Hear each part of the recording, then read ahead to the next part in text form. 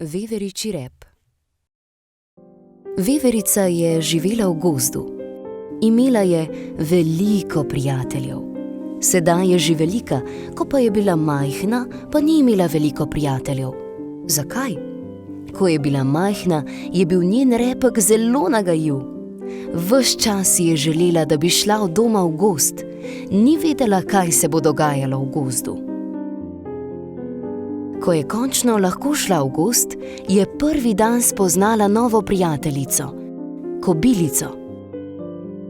Igrali sta se in tekmovali v skakanju z veje na vejo. A veverici je začel njen rep nagajati: cvil, cvil, cvil. Kobilica se je med skakanjem ustrašila in padla na tla. Bila je jezna in je odšla. Veverica ni imela več prijateljice. Naslednji, drugi dan je veverica našla novega prijatelja polža. Igrala sta se in plezala po drevesu. Veverici je spet rep nagajal in cvilil: cvil, cvil, cvil. Polž se je ustrašil in se hitro skril v svojo hišico. Skotalil se je po drevesu in padel na tla. Bil je jezen in je odšel. Veverica ni imela več prijatelja. Tretji dan je veverica spoznala novo prijateljico, vrano.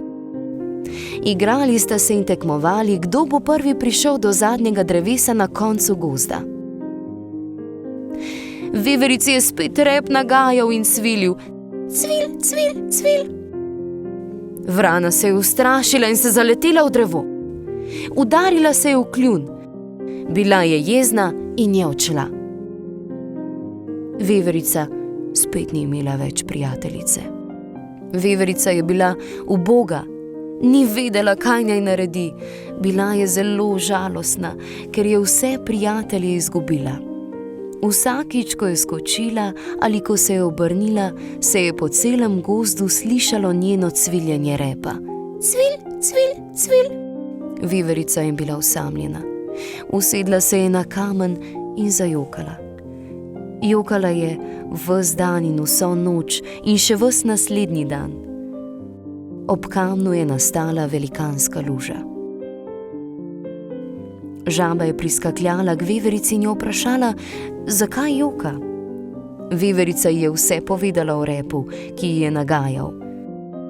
Rada bi imela prijatelje, a je vse izgubila zaradi repa. Žaba je predlagala, naj poskusi eno vajo. Med skokom naj ujame svoj rep in mu ne dovoli, da bi delal cvil, cvil, cvil. Veverica je poskusila in bilo ji je zelo težko.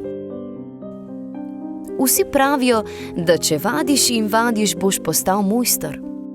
Zato je veverica vztrajala in vadila, skakala se, obračala in med tem časom lovila svoj repek. Čez nekaj dni je uspelo. Naslednji dan je tudi uspelo. Tudi naslednje dneve je uspelo. Kmalu je bila že prava mojstrica in rep jo je vedno ubogal. Žabica Regica, ki je bila v mlaki, jo je ves čas opazovala. Veveričje solze so se počasi posušile. Na travniku, kjer je bila prej luža od solz, tam je zraslo veliko pisanih rožic. Živali, ki so prihajale na travnik, so vsak dan občudovale, kako je pisan in dišeč. Veverica se je spomnila, da če želi imeti prijatelje, se mora potruditi. Včasih je težko, a dobro je vztrajati. Gozd je bil spet poln smeha. Živali so se cele dneve igrale na pisanem travniku.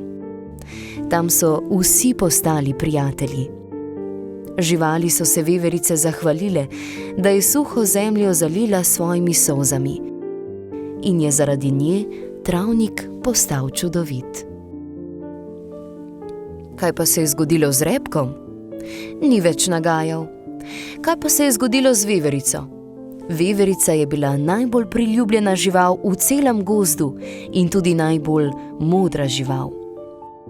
Zagotovo je bila najbolj vztrajna in na to je bila zelo, zelo ponosna.